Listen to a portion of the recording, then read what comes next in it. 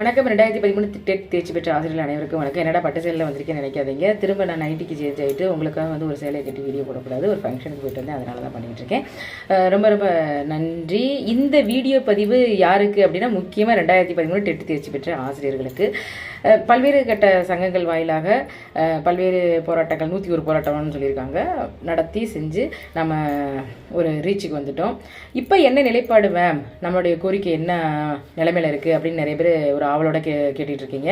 நிறைய ஃபோன் கால்ஸும் வருது.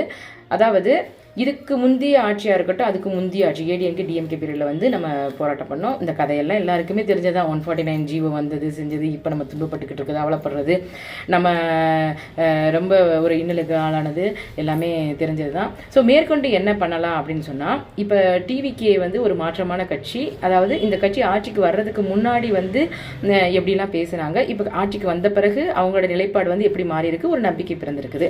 இந்த நம்பிக்கை உருவாகணும் அப்படின்றதான் என்னுடைய ஒரு ஆசையாக இருந்துச்சு.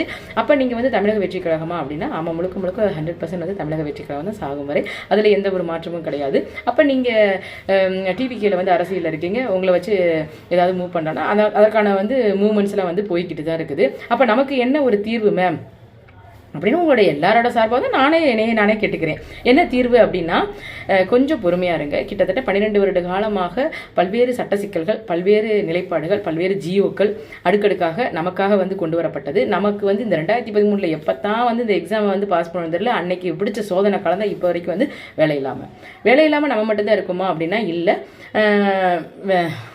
இதில் நிறைய பேர் வேலையில் இருக்காங்க, நிறைய பிஸ்னஸ் பண்ணிக்கிட்டு இருக்காங்க, கிடைச்ச வேலையெல்லாம் பண்ணிக்கிட்டு இருக்காங்க, ப்ரைவேட் ஸ்கூல்ஸில் வேலை பார்க்குறாங்க, ப்ரைவேட் கம்பெனிஸில் வேலை பார்க்குறாங்க. ஏன் இந்த ஒரு மறுநியமன போட்டித் தேர்வு அவங்கள கண்டிப்பாக பேசியே ஆகணும். இப்போ நம்மளில் தான் மறுநியமன போட்டித் தேர்வு எழுதியிருக்காங்க. ஓகே, இதுலேயும் நிறைய சங்கங்கள்லாம் இருக்காங்க. இந்த சங்க நிர்வாகிகள்லாம் கொஞ்சம் நல்லா தெரிஞ்சுக்கங்க. உங்களை நாங்கள் எதுவுமே சொல்லலை. உங்களோட நிலைப்பாடு, உங்களுடைய இடத்துல நீங்கள் சரியாக பண்ணுறீங்க. உங்களுடைய கோரிக்கை, உங்களோட உரிமையை நீங்கள் அரசுக்கு கேட்டுக்கங்க, வச்சுக்கோங்க. அதற்காக ஒரு கர்வமாகவோ ஒரு பயங்கர ஒரு ஹெட்வெயிட்டாகவோ பேசணுன்ற அவசியம்லாம் கிடையாது. எங்களிலிருந்து தான் நீங்கள் பிரிஞ்சு போயிருக்கீங்க. பல்வேறு கட்ட போராட்டங்களில் வாழ்நாள் ஃபுல்லாக உங்களுக்கு இந்த சர்டிஃபிகேட் செல்லும் அப்படின்னு சொல்லி வாங்கி கொடுத்தது எங்கள் 2013 டெட் சங்கத்தோட நிர்வாகிகள், தலைவர்கள் தான். அதே மாதிரி இந்த ஏஜ் ரிலாக்ஸேஷன் வாங்கி கொடுத்ததும் நாங்கள் தான். அதே மாதிரி 0.5 மார்க்ஸ் வாங்கி கொடுத்தது எங்கள் சங்க தலைவர் தான். முக்கியமாக எங்கள் இளங்கோவன் தம்பியை ரொம்ப பாராட்டும் விதமாக சொல்ல வேண்டிய தருணம் இது.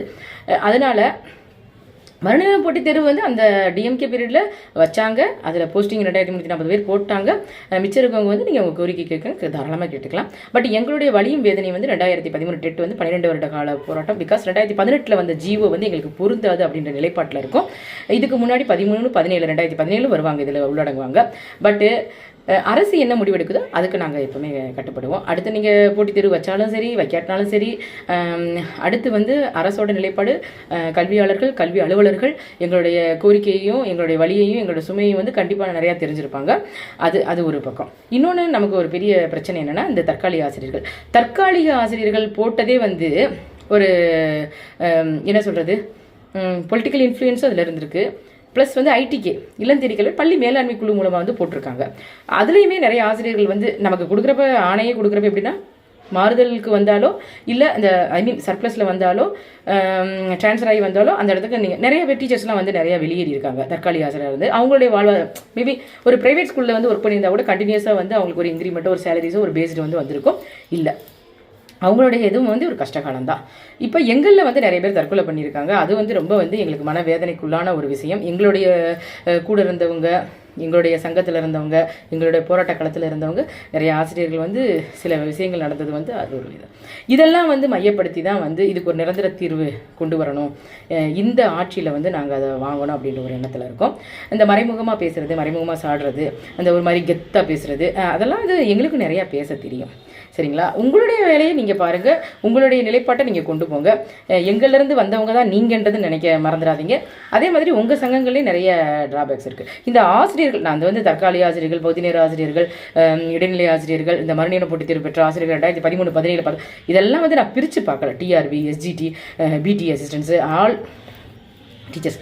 நம்மக்கிட்ட இருக்க அந்த ஒரு பெரிய ட்ராபேக் என்னென்னா ஒரே லைன் தான் வந்து யூனிட்டி ஸ்ட்ரென்த்னு நம்ம படிச்சிருப்போம். பட் நமக்குள்ள வந்து ஒற்றுமை அப்படின்றதே என்றைக்குமே இருக்காது. காரணம் என்னன்னா நம்ம அப்படியே வளர்ந்து வந்திருப்போம். நீ பெருசா நான் பெருசா. அதாவது ஒரு சமுதாயத்தில் வந்து நல்லது இது கெட்டது இது அப்படின்னு சொல்லி கொடுக்க நிறைய வீடுகள்லையும் பாருங்க டீச்சர்ஸ் வந்து ஒரு போட்டி மனப்பான்மையே தான் இருப்பாங்க. ஒரு நான் சொன்னா கரெக்ட், இதுதான் கரெக்ட், இதுதான் அப்படின்னு. காரணம் என்ன, அந்த பிள்ளைகிட்ட சொல்லி சொல்லி சொல்லி இப்படி பண்ணாத. இன்னும் வந்து ஆசிரியர்களுக்குள்ளேயே நமக்குள்ளேயே வந்து குழந்தைகள் மாதிரி தான் வந்து பிஹேவ் பண்ணிக்கிருக்கோம். இன்னும் வந்து ஒரு மெச்சூரிட்டி லெவல் வந்து யாருக்கு வரலை அப்படின்றத வந்து என்னோட ஒரு அபிப்பிராயம். அதெல்லாம் கொண்டு வாங்க. நிறைய வந்து நாங்கள் அவங்கள போய் பார்த்தோம், இவங்கள போய் பார்த்தோம், நிறைய நான் அப்படி மூவ்மெண்ட் பண்ணோம், இப்படி மூவ்மெண்ட் பண்ணோம், அப்படி நிறைய இப்போ சங்கங்கள்லேருந்து நிறைய தலைவர்கள் போகிறாங்க. மேம் நீங்கள் எந்த சங்கத்தில் இருக்கீங்க அப்படின்ற ஒரு கொஷின் உங்களுக்கு வரும். தயவு செய்து வந்து நான் எந்த ஆசிரியர் சங்கத்திலையும் கிடையாது. நான் வந்து ஆசிரியர்கள் யாராக இருந்தாலும் வந்து ஒரு முன்முனைப்பாக செயல்றப்ப அந்த இடத்துல வந்து நான் குரல் கொடுப்பேன், செஞ்சுருப்பேன்.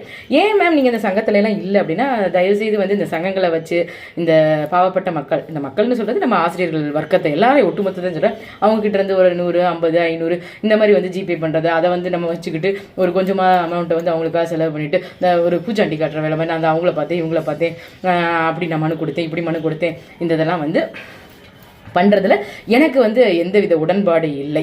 ஏன்னா சத்தியவாணி அப்படின்னா வந்து பேர்லேயே நான் சத்தியத்தை வச்சுருக்கேன். நான் என்னை பெருமை பேசணும் அப்படின்றதுக்காக நான் சொல்ல, பொதுவாகவே வந்து என்னால் முடிஞ்ச உழைப்பு, என்னால் முடிஞ்சதை வந்து இந்த ஆசிரியர் வர்க்கத்துக்காக செய்வேன். அதுக்கு வந்து முன்னிலைப்படுத்தி கொண்டு போவே.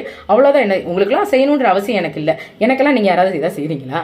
இல்லை மற்ற சங்கங்கள் நிர்வாகிகளுக்கெல்லாம் நீங்கள் யாராவது செய்கிறீங்களா? இல்லையே. உங்களுக்காக எல்லாரும் பாடுபடுறாங்க. உங்களுக்கு பே பண்ணால் பண்ணிக்கோங்க. நீங்கள் GPay coupe any pay you can அப்படின்றது இருந்தால் கொஞ்சம் அடுத்தவங்க காசு சாப்பிட்றப்ப வந்து நமக்கு வந்து மனசு உறுத்தணும். இதை நம்ம வந்து ஒரு வாய் சோறு எடுத்து சாப்பிட்றப்ப கூட ஐயோ இதில் வந்து எவ்வளோ ஆசிரியர்களோட வியர்வை இருக்குது, அவங்களுக்கான ஒரு சொல்யூஷன் நம்ம கொண்டு வந்திருக்கோமா, இல்லை சொல்யூஷன் கொண்டு வர்ற மாதிரி நம்ம நிறைய நாடகங்கள் பண்ணுறோமா, நிறைய ஆக்ஷன்ஸ் கொடுக்குறோமா அப்படின்றத வந்து ஒவ்வொருத்தரும் நினச்சி பார்க்கணும். அதனால தான் எனக்கு அந்த சங்கங்கள் ரொம்ப உடன்பாடு இல்லை அப்படின்ற ஒரு அபிப்பிராயத்தில் இருக்கேன். பார்க்கலாம் அடுத்தடுத்து காலகட்டங்களில் வந்து அரசு என்ன முடிவெடுக்கிறாங்க அப்படின்றத பார்ப்போம். எல்லாமே வந்து எல்லா ஆசிரியர்களுக்கும் சாதகம் அமையும் அப்படின்னு சொல்ல முடியாது. நம்மளும் நிறைய பேர் கேசஸ் ஃபைல் பண்ணி வச்சுருக்கோம். இப்போ நீங்கள் ஒரு இடியாப்ப சிக்கல்னு சொல்கிறாங்க, அந்த இடியாப்ப சிக்கல்லாம் உருவாக்குனது யார்? நம்மள இருக்கவங்க தான். இதில் நிறைய பொதுநலம் அப்படின்றத விட சுயநலம் அப்படின்றது வந்து ஒளிஞ்சிருக்கும். இதே சங்கத்தில் வந்து அப்படியே பயங்கரமாக பேசுவாங்க, மாறி மாறி மெசேஜ், ஒருத்தவங்க ஒரு மெசேஜ் போட்டு அப்படி ஒரு அவங்களை இன்சல்ட் பண்ணுற மாதிரி, ஒரு குத்தி காட்டுற மாதிரி, இப்படி பண்ணுறோமா, அப்படி நமக்கு எக்ஸாம்ஸ் வந்துருமா, வந்துடும் நினைக்கிறீங்களா, நான் இவ்வளோ கஷ்டப்படுறேன், எல்லாமே நான் வந்து மறுக்கலை. அவங்க இடத்துல நீங்கள்லாம் கொடுக்குற மெசேஜஸ்லாம் வந்து கரெக்டு தான், அந்த குரூப்ஸில் போடுறதெல்லாம் கரெக்டு தான். ஆனால் சுயநலன் வர்றப்ப வந்து நாம ஏன் இந்த வேலையை செய்யணும் அப்படின்றத, எல்லாத்துக்காக நான் ஏன் செய்யணும் அப்படின்ற ஒரு இது வரும் ஒன்று. இன்னொன்று வந்து எல்லாம் பண்ணிட்டு கடைசியில் ஒரு ஜாப் கிடைச்சா கூட அந்த குரூப்பில் வந்து சொல்ல மாட்டாங்க. அப்படி கமுக்கமாக வந்து வாங்கிட்டு போயிடுவாங்க, செய்வாங்க. இதே இது வந்து சென்னையில் ஒரு போராட்டம் இருக்குது, போராட்டத்தை விடுங்க, ஏதோ ஒரு மனு கொடுக்க போகிறோம், ஒரு தலைவர்களை பார்க்க போகிறோம், வாங்க வாங்க அப்படின்னு வந்து கூவி கூப்பிட்டாலும் வந்து வரமாட்டாங்க. காரணம் என்ன, நம்ம ஏன் போன இவ்வளோ செலவு பண்ணிட்டு அப்படின்னு நீங்கள் யோசிப்பீங்க. ஆனால் அதே இது வந்து உங்களுக்குலாம் ஒரு ஜாப், ஒரு போஸ்டிங் அப்படின்னு சொன்னால் நீங்கள் என்ன குடும்பத்தோடு போய் அங்கே வந்து குதூகலமாக வந்து சொந்தக்காரங்க வீட்டில் இருந்துட்டு செஞ்சுட்டு இல்லை வந்து இது என்ஜாய் பண்ணிவிட்டு நீங்கள் அந்த கவுன்சிலிங் அட்டன் பண்ணிட்டு ஜாப் வாங்கிட்டு வருவீங்க. இதுலேயும் வந்து நிறையா இருக்கும். நிறைய பேர் வந்து இந்த சங்கத்தில் இருக்கவங்களே வந்து ஜாப் கிடைச்சவங்க கூட எங்ககிட்டலாம் வந்து ஒரு வார்த்தை ஃபோன் போட்டு சொன்னதே கிடையாது. காரணம் என்னென்னா அவங்க வேலை முடிஞ்சு போச்சு, அவங்களுடைய லைஃப் வந்து இதாகிடுச்சு.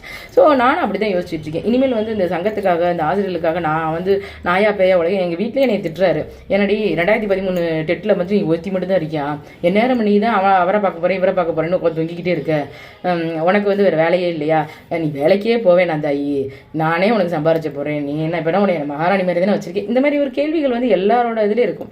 எல்லா ஆசிரியர்களுக்கும், பெண் ஆசிரியர்களுக்கும் வந்து நிறைய சுச்சுவேஷன்ஸ் இருக்கும். ஏன்னா வீட்டில் வந்து மாமியார் பிரச்சனை, நாத்தனார் பிரச்சனை, குடும்ப பிரச்சனை. அதாவது நீங்கள் சொல்கிற கதைகள்லாம் எப்படி தெரியுமா இருக்குது, உங்களுக்கு மட்டும்தான் குடும்பம் இருக்குது, உங்களுக்கு மட்டும்தான் பிரச்சனை இருக்குது, உங்களுக்கு மட்டும்தான் எல்லாமே இருக்குது அப்படின்ற மாதிரி சொல்லுவீங்க. அதனால் இனிமேல் வந்து யார் யாருக்கு வேலை வேணுமோ அவங்க வந்து நேரடியாக போய் பள்ளி கல்வித்துறையோ, கல்வி அலுவலர்களையோ, கல்வி அதிகாரிகளையோ சந்திக்கலாம் அப்படின்ற இதை வந்து உங்களுக்கு ஒரு ரெக்வஸ்ட்டாக வைக்கிறேன். போங்க போய் பாருங்கள். ஏன்னா அலைஞ்சு திரிஞ்சு பார்த்து வந்தால் தானே உங்களுக்கு அந்த ஒரு அருமையெல்லாம் தெரியும் செய்யும். வீட்டுக்குள்ளேயே உட்காந்துக்கிட்டு நியூஸை பார்த்துக்கிட்டு 10 பேருக்கு ஃபோன் போட்டுக்கிட்டு ஒரு 30 மெசேஜ் அனுப்பிச்சுட்டு அப்போ உங்களுக்கு தேவை என்னடனா உங்களுக்கு வந்து நியூஸ் கேதர் ஆயிடும். இதெல்லாம் வந்து நிறைய அந்த அகாடமிஸ் சொல்லணும், ப்ரைவேட் அகாடமிஸில் இதை வந்து ஒரு இதாக ஃபாலோ பண்ண ஆரம்பிச்சிட்டாங்க. ஆசிரியர்களோட எதிர்பார்ப்பு, துக்கம், வலி, எக்ஸாம்ஸ்னு வச்சுட்டு அவங்களாம் என்ன எழுதுனா போட்டி தேர்வுக்கு தயாராகிறாங்களா, போடு ஒரு 10-15 ஜெராக்ஸை போடு. இப்போ நீங்கள் ஒரு ஜெராக்ஸ்னு எடுத்துக்கிட்டால் அதை ஒரு நீங்கள் 100-1000 காப்பி எடுத்தேன்னா 2000 காப்பி எடுத்தேனே. அதே மாதிரி யூடியூப்ஸ்லையோ இந்த இன்ஸ்டாலையோ இந்த வைரல் பண்ணுறதுக்காக சத்தியமாக நான் வந்து எனக்கு வந்து வியூவும் வேணாம், கண்டென்ட்டும் வேணாம், வைரலும் ஆக வேணாம், என்னை எதுவுமே நீங்கள் பண்ணவும் வேணாம். ஆட்டோமேட்டிக்காக வைரல் ஆகிருக்கு தேனி மாவட்டம் ஃபுல்லாக.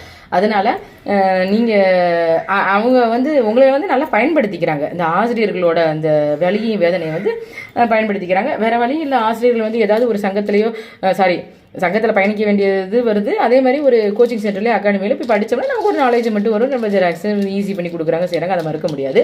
ஆனால் அதுக்காக வந்து நிறைய பேர் என்ன நினைக்கிறாங்கன்னா, அந்த அகாடமி வச்சுருக்கவங்க, இந்த கோச்சிங் சென்டர் வச்சுருக்கவங்கள தேர்வுகள் வந்து நிறைய அடுக்கடுக்காக வரணும்னு ஆசைப்பட்றாங்க. ஆமாம், வரணும்னு ஆசைப்பட்டாதானே அவங்களோட பொழப்பு ஓடும்.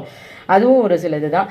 நிறைய ஃபார்வர்டாக போகிறாங்க. அப்போ ஏதோ ஒரு இதுலலாம் பார்த்தீங்கன்னா, நீங்கள் கேள்வி கேட்குறது கூட ஒவ்வொரு ஆளுக்கு வந்து அமௌண்ட் வந்து பே பண்ணணுமா?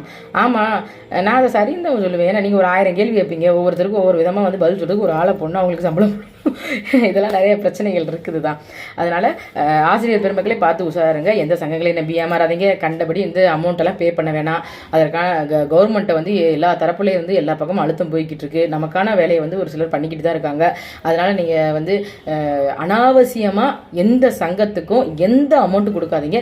இந்த ஆசிரியர் சங்கங்களே வந்து என்னென்னா, எந்த ஒரு ஆளுமற்ற அரசு வந்தாலும் ஏடிஎம்கே பீரியட், டிஎம்கே பீரியட், இப்போ டிவிகே பீரியட் வந்து அதை நம்மளெல்லாம் வந்து குழப்பி செஞ்சு மண்டைக்காயை வச்சு நம்மளை வச்சு அவங்க பணமும் சம்பாரிச்சுக்காங்க. அதே மாதிரி நமக்கு எந்த ஒரு போஸ்டிங், ஏன்னா போஸ்டிங்லாம் போட்டு நீங்களாம் ஓடி போயிருவீங்க. அதுக்கப்புறம் நீங்கள் தேர்வுக்கும் படிக்க மாட்டீங்க, எக்ஸாம்ஸும் படிக்க மாட்டீங்க, கோச்சிங் சென்டர் நாடி போக மாட்டீங்க. அதே மாதிரி உங்களை வச்சு அவங்க வந்து நிறைய சம்பாதிக்க ஆரம்பிச்சிட்டாங்க. அந்த ஒரு 10 வருஷமாக 2018 வந்து ரொம்ப ஜாக்கிரதையாக இருங்க. யாரும் எதுவும் கொடுக்க வேணாம், செய்ய வேணாம். அவங்க வழியில் அவங்கவுங்க வந்து, அதாவது நமக்கு ஆசிரியர்களுக்கு ஒரு நல்லது செய்யணும், நல்ல மனசு இருக்கிறவங்க போகணுன்னா போய் பார்க்கட்டும், செய்யட்டும். மற்றவங்களும் வந்து let's watch in TV and news and in groups. Thank you so much.